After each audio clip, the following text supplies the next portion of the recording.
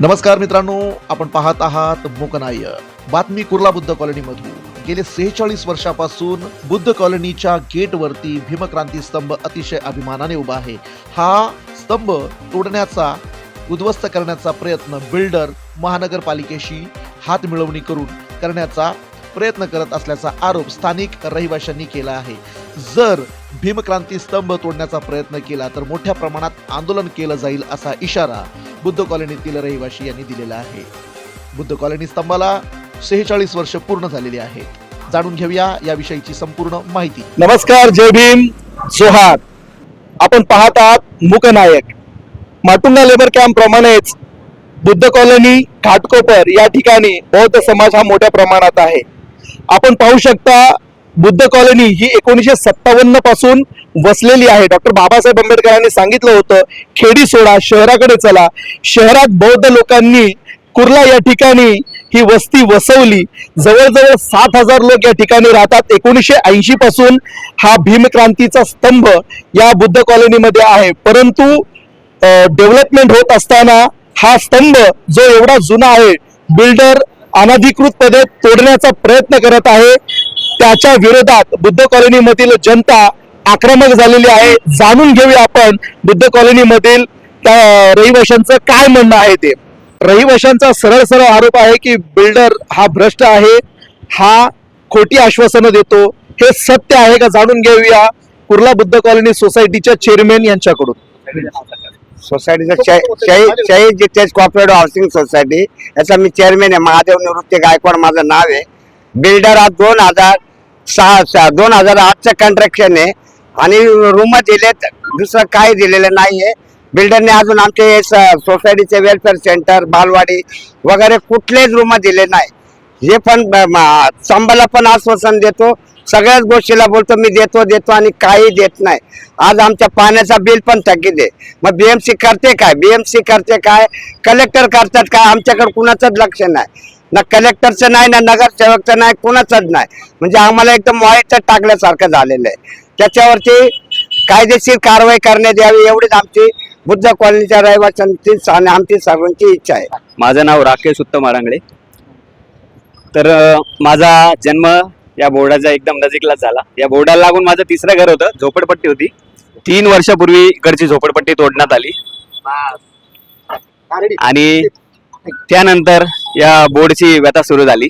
तसं इतिहासात गेलं तर 1957ला बुद्ध कॉलनीची तशी स्थापना झाली अशी आमचे जुने जाणते लोक सांगतात. आणि तुम्ही तो बोर्ड बघू शकता. त्या बोर्डवरती 1980 ते मंडळ आहे, भीमक्रांती सेवा मंडळ. ते मंडळ 1980चं असल्याने त्याच्यावरती त्याचं नाव आहे आणि तो फलक सांभाळायची जबाबदारी त्यांनी घेतली आहे. तसं 4 दशक मंडळाचे झाले, 4 किंवा 5 होतात. आणि पुन्हा 57ला गेलो तो 7 ते 7 दशक होतात. एवढा जुनी असलेली वस्ती आता बिल्डरच्या सांगण्याने किंवा बीएमसी अनधिकृतपणे पाडण्याचा जो प्रयत्न करत आहे तो अत्यंत चुकीचा आहे. 14 एप्रिल आली. 14 एप्रिल निमित्ताने आपण लाइटिंग वगैरे करतो, तर अशा जुन्या पडीक वस्तू असलेल्या गोष्टीला आपण लाइटिंग करणार नाही म्हणून आम्ही टाईल्स वगैरे लावून तिचं नूतनीकरण केलं. आणि लगेचच बिल्डरला खबर गेली आणि त्याच्यानंतर बीएमसी पण आली. बीएमसी 3 वर्षापूर्वी आम्ही बीएमसीला अर्ज केला होता याच बाबतीत की आम्हाला नूतनीकरण करा किंवा दुसरीकडे द्या, पर्यायी जागा द्या, आम्ही रेडी आहोत. आपण पाहू शकता की या ठिकाणी जो रस्ता आहे, या स्तंभाच्या बरोबर समोर रस्ता गेलेला आहे. काय आपली मागणी आहे का की इथेच हवं आहे की पर्याय?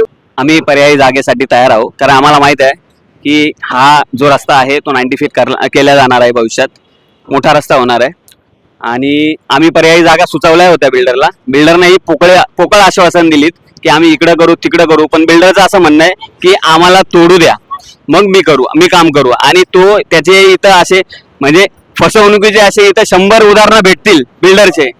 तुमचं वाटतं का की येणाऱ्या काळामध्ये तुमची बुद्ध कॉलनीची एकता हा स्तंभ वाचवेल किंवा पर्यायी जागेवरती हा स्तंभ आणखी भव्य दिव्य होईल? बुद्ध कॉलनीची एकता तर कालच तयार झाली आहे. आम्ही आमच्या सगळ्या लोकांनी एकत्रितपणे बीएमसीचा निषेध करायचा ठरवला आहे. सुरुवातीचा निषेध हा पत्रकारांनी असणार, पण जर बीएमसीने आताच ऐकलं नाही तर तो निषेधाचा स्तर वाढू शकतो, मोर्चा वगैरे होऊ शकतो, काही होऊ शकतो. बीएमसीला आम्ही सांगितलं आमच्या ही गोष्ट अनधिकृत नाही. 7 आणि 70 वर्षापूर्वीची गोष्ट अनधिकृत कशी असू शकते? आणि एवढी मोठी वस्ती लागून होती ना, SRE प्रकल्प पार पडला, मग जबाबदारी कोणाची येते? बिल्डरची येते. पण BMC बिल्डरला बोलू का शकत नाही, विचारू का शकत नाही? BMCचे अधिकारी का बिल्डरच्या पगारावर चालतात का? पब्लिक टॅक्स कोण देतो? पब्लिकच्या फंड मधून पब्लिक टॅक्स देते आणि त्या फंड मधून यांचा पगार जातो BMCच्या अधिकाऱ्यांचा, आणि त्या पगारावर त्यांचं घर चालतं का? बिल्डर राशन भरतो त्यांच्यासाठी? हाच प्रश्न सर्वात मोठा आहे. हीच आमची अडचण आहे. आता BMCने योग्य ते पाऊल उचलावं, बिल्डरवर हवी असेल तर कारवाई करावी, पण आम्हाला आमचं काम म्हणजे महत्वाचं आमचं प्रवेशवर चांगलं बनवण्यात यावं. बिल्डरवर विश्वास नाही. नाही, कारण त्याचा तो लबाड आहे. कारण आम्ही मान्य करत नाही, कारण आम्ही जागेच्या जागी जागा द्यायला तयार आहोत. पण कसं आहे, त्याने आम्हाला ऑलरेडी जागा द्यावा आणि कोर्टाकडून लिखाण काम करून आम्हाला ती जागा द्यावा. कारण 2 दिवसापासून त्याचा भाव आता इथं राऊंड मारतो, काम चालू करून बघतो, पण तो जाऊन BMC ला उंगल्या करतो, पैसा दाबतोय. साहेब, आम्ही बाबासाहेबांचे अनुयायी, आम्ही मरायला पण घाबरत नाही आणि मारून टाकायला पण घाबरत नाही.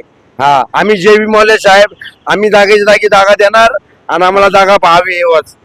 आम्हाला एवढी विनवणी आहे आमची. तुमचं म्हणणं आहे की बिल्डर हा BMC ला हा पैसे दाबतोय सर, कारण विदाऊट पैसे दाबल्याच्या आजपर्यंत इतक्या दिवस बोर्ड असा पडलेला, त्या टायमाला कोण आलं नाही सर.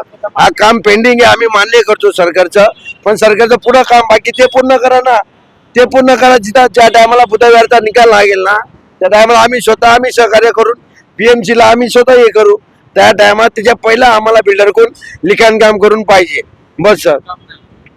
आपण पाहू शकता कुर्ला बुद्ध कॉलनी मधील सर्व रहिवासी हे पर्यायी जागेसाठी तयार आहेत, परंतु बिल्डरवर अविश्वास असल्यामुळे येथील लोक हे BMC कडे आशेने बघत आहेत, परंतु BMC देखील बिल्डरच्या दबावाखाली असल्याचं दिसून येत आहे. पाहावं लागेल की बुद्ध कॉलनीतील एकता 1980 पासून उभा असलेला हा स्तंभ जिवंत ठेवतो किंवा तो तसाच अबाधित ठेवतो का बिल्डर आपली ताकद वापरून हा स्तंभ उद्ध्वस्त करेल. मुकनायक साठी प्रकाश लांडगे, कुर्ला बुद्ध कॉलनी. जय भीम.